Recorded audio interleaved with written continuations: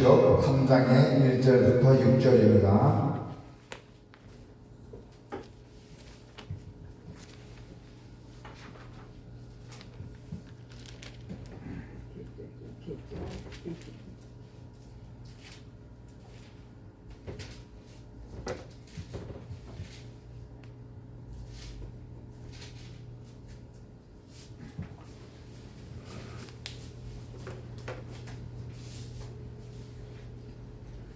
사대 교회 사자에게 편지하라.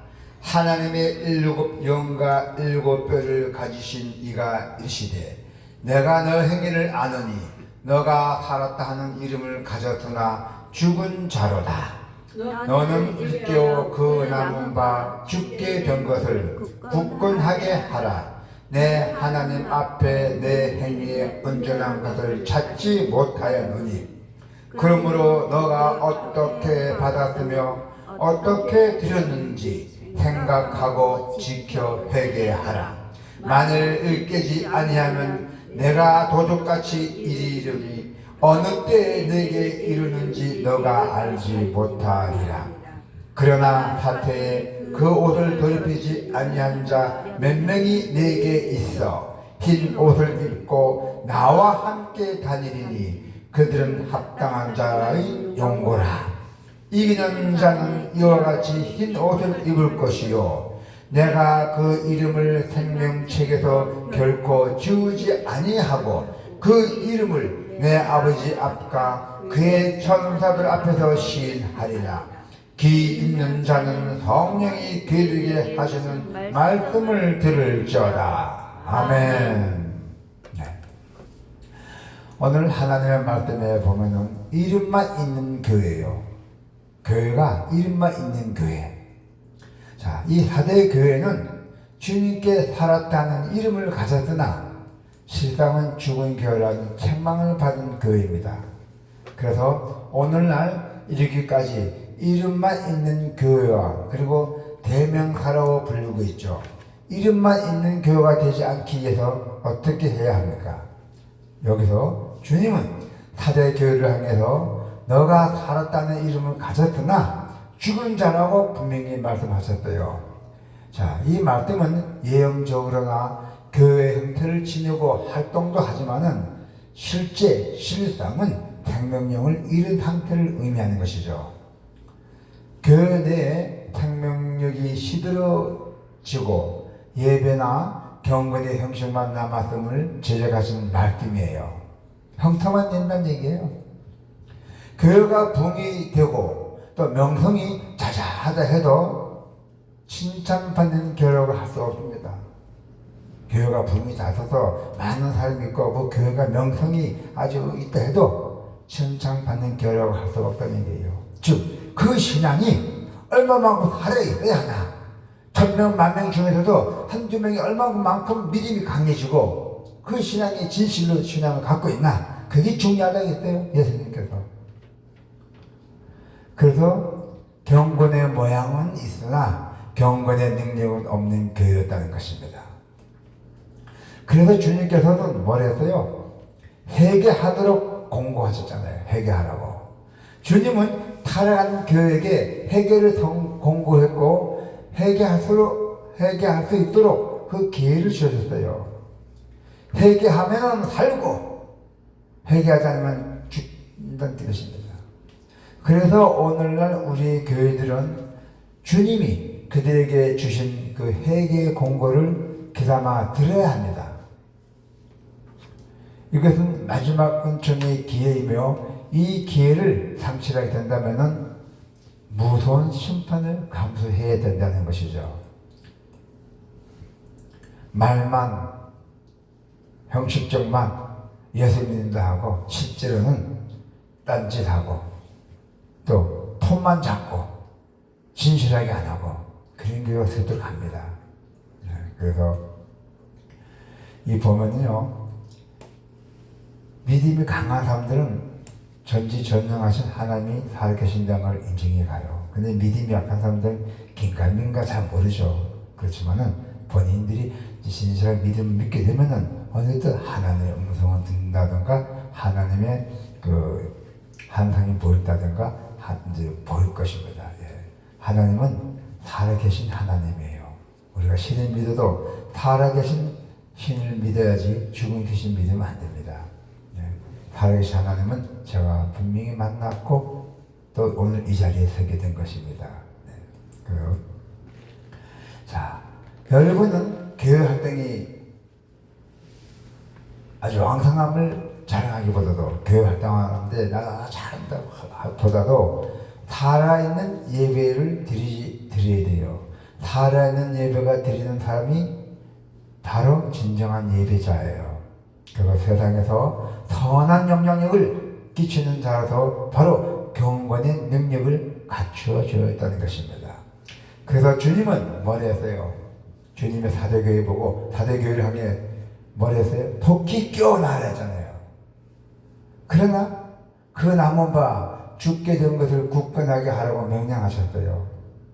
다행히 사대교회는 아직 죽지 않고 남아있는 자가 있었어요. 남아있는 성도가 있었던 것이에요. 하나님은 이 남은 자를 통해서 당신의 구속사를 이끌어 가셨어요. 예수님이 구속사를 이끌어 가셨어요. 땡겨갔다는 얘기죠. 그래서 아벨을 대신한 셋, 그 다음에 대홍선 심판 때의 노아의 가족, 그 다음에 약속의 땅에 정착한 아브라함, 또 소돔과 고모라 심판 때의 르드의 가족, 그리고 여리고성 함락 때 구원받은 기생 라합 등이 남은 자들이잖아요. 여기 기생도 남았어요. 기생. 예. 참 하나님 역사는 대단합니다. 성도는 우리 이 땅에서 남은 자입니다. 여러분은 이제 남은 자예요. 남은 자는 이 세상에서 죽은 자들이 되지 않도록 주의해야 돼요. 또 주님이 부르심에 기꺼이 응답해야 합니다. 할렐루야. 그래서 주님은 사도교회를 향해서 회개하지 않고 일깨지 아니하면 당신께서도 뭐랬어요? 도적같이 임하실 거라고 경고하셨어요. 회개하지 않으면 도둑같이 살짝 모르게 경고하셨대요. 심판받아야죠. 잘못하면. 그래서 사대교회를 향한 마지막 경고입니다. 이 말씀은 재림의 돌발성을 강조하고 있죠. 언제 주님이 임하실지 모른다는 것입니다. 우리 이단들 보면은 주님이 뭐 후유건이 뭐니 막 옛날에 그런 게 많았잖아요. 주님 언제 온다고. 이거는 다 거짓이에요. 주님은 언제 임하실지 모릅니다. 그러나 약속은 합니다. 분명한 약속을 지킵니다. 주님이 그 남은 그 자기 제자 12제자를 내려놓고 하늘로 승천할 때 뭐라 했어요? 나가 너희들 예비를 나가 준비하느라고 하늘로 올라간다 했잖아요. 하늘에서 너희들 천국을 또 미리 다 만들어 놓고 거기서 올라간다 했잖아요. 그리고 나가 반드시 내려온다 했잖아요. 네. 그래서 주님은 언제 임하실지 모릅니다. 그래서 우리는 뭐든지 특히 회개하고 그리고 주님을 맞을 준비가 항상 깨어 있어야 됩니다. 주님은 언제가 올지 모릅니다.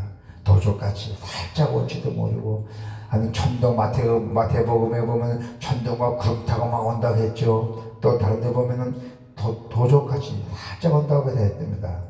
어느 때에 언제 올지 우리는 알 수가 없습니다. 그러나 성령 목사들은 다 미리 주님 오실 때는 가까울 때는 재림이 가까울 때는 환상으로 보여주죠. 그래서 준비되지 않은 성도는 주님의 재림 때 놀랄 수밖에 없어요. 준비되지 않은 성도는 주님이 오시는 날을 생각하면서 날마다 깨어서 준비해야 한다는 것이에요. 내일 당장 올지 지금 당장 올지 모릅니다. 그래서 우리 성경에 보면은 슬기로운 다섯 처녀가 있잖아요. 슬기로운 다섯 처녀처럼 주의 재림을 준비하고 기쁨으로 맞이해야 한다는 것입니다. 할렐루야. 주님은 사대교회에서 옷을 더럽히지 않는 자들이 몇 명 있다고 말씀하셨어요. 4절에 보니까. 네. 자, 그러나 사대에 그 옷을 더럽히지 아니한 자 몇 명이 내게 있어 흰 옷을 입고 나와 함께 다니리니 그들은 합당한 자 용고라 했어요. 네. 어느 시대나 마찬가지입니다. 사대에도 형식과 예식에 물들지 않는 성도들도 있다는 것입니다. 즉 세상에 물들지 않고 그리스도의 사랑과 믿음을 지키며 그리고 도덕적으로 깨끗한 성도들이라는 것입니다. 깨끗한 성도. 그래서 주님은 뭐라 했어요? 그들이 흰옷을 입고 나와 함께 다닐 것이라고 말씀하셨잖아요. 이 뜻은 뭡니까? 옷을 더럽히지 않았다는 것은 우리 그리스도인이 명예를 더럽히지 않았다는 것이에요. 곧 신앙의 정절을 지켰다는 의미죠. 그러나 대다수 성도는 옷을 다 더럽혔어요. 그래서 교회 안에서는 그리스도인으로 살았지만은 세상에 나가면 세상의 방식대로 우상을 섬기고 또 부도덕한 삶을 살았다는 것이에요. 그래서 성도는 이 폐역한 세상 가운데서도 신앙의 정절을 꼭 지켜야 하고 또 이를 위해서 날마다 예수 그리스도의 그분의 뜻에 초점을 맞추면서 살아가야 한다는 것입니다. 그래서 주님은 사도교회를 향해서 성령이 하시는 말씀을 들으라고 권면하셨어요. 6절에 보니까 귀 있는 자는 성령이 교회들에게 하시는 말씀을 들을지어다 하잖아요. 이 말씀은 단순히 귀로 듣는 것이 아니에요. 성령의 감동하심을 입어서 그 뜻을 분명히 깨닫고 깨달은 대로 행하라는 뜻입니다. 네, 그래서 깨닫는 것은 능력, 성령의 능력이에요. 깨닫는 것이. 그래서 깨닫는 대로 행하라는 뜻입니다. 그래서 여러분은 깨닫는 하시는 그 성령의 능력을 강구하여 모두 생기 있는 자가 되어야 합니다. 생기 있는 자, 생기 다 살아난 자가 되어야 한다는 것이죠. 그리고 생기 있는 교회를 또 만들어야 돼요. 이 교회를 만드는 것도 하나님의 집이잖아요. 이 집 누가 만들어야 돼요? 여러분들이 만들어야 되는 거예요. 네, 여러분들이 공동체예요. 네, 이 교회는. 그래서 여러분들이 시간 나신 분은 교회 항상 어디 가도 교회 들려서 잠깐 주님 앞에 잠깐 기도하고 가고 이렇게 하는 모습을 배워야 돼요. 그래서 우리는 이 사도교회를 향한 그 주님의 말씀에 꼭 귀를 기울여야 돼요. 혹 이름만 있는 우리 그리스도인이 살아가고 있지 않은가 우리가 한번 또 다시 뒤돌아봐야 돼요. 예배를 드리고 교회 안에서 봉사하고 그리고 헌금을 드린다고 주님께 인정받으려고 오해서는 안 됩니다. 진실이 필요해요. 그래서 성도는 주님의 말씀대로 순종하는 삶을 살고 있는지 과연 내가 그리고 삶의 열매를 잘 맺고 있는지 한번 제대로 봐야 돼요. 그래서 내가 세상에 태어나서 부모가 되었고 내 자식들이 똑바로 성장되기를 부모가 원하잖아요. 아니면은 고쳐서라도 매일 들으서도 고쳐 나가야 되는데 요즘 세상이 그렇지 않잖아요. 매 들으면 또 뭐 아들 폭행전이 뭔전이 하고 세상이 이상해졌어요. 그래서 자연적으로 예수 그리스도만 믿게 되면 그건 자연적으로 해결돼요. 말 안 해도 자식들이 알아서 주님이 인정한 자동으로 되게 돼요. 그래서 우리가 예수를 믿는 것이 우리 가정에도 도움이 되고 세상에 사는 것도 도움이 되고 우리가 하는 일마다 다 도움이 되는 것이에요. 그래서 여러분은 항상 주님 말씀대로 순종하는 삶을 살고 있는지 또 내가 삶의 열매를 과연 잘 맺고 있는지 꼭 뒤돌아봐야 돼요. 삶의 열매는 뭡니까? 내 가정에 내 자식들이 열매 잘 키우고 나가는지 잘 성장하고 있는지 내가 사업도 잘하고 있는지 그러면 다 그 열매를 맺고 있는지 뒤를 돌아봐야 되고 그래서 여러분은 주님이 원하시고 기뻐하시는 삶을 살기를 원하고 있대요. 반드시. 그러기 위해서 어떻게 돼요? 여러분께서는 주님에게 항상 감사하고 또 내가 아침 일어나면은 내가 눈 뜨고 불 뜨는 것만 해도 하나님 감사합니다. 오늘도 우리는 밤샘 안녕이라고 있잖아요. 많아요. 주무시는 내 아는 사람들 나보다 나이 어린 사람들 많아요. 그래서 밤샘 안녕이 있고 그렇기 때문에 우리가 항상 일어나면은 아침에 주님께 잠깐 무성기도로 주님 감사합니다. 그 말씀 하나만 해도 기도예요. 기도는 별거 아니에요. 자, 여러분 이제 오늘 이제 12월까지 얼마 안 남았습니다.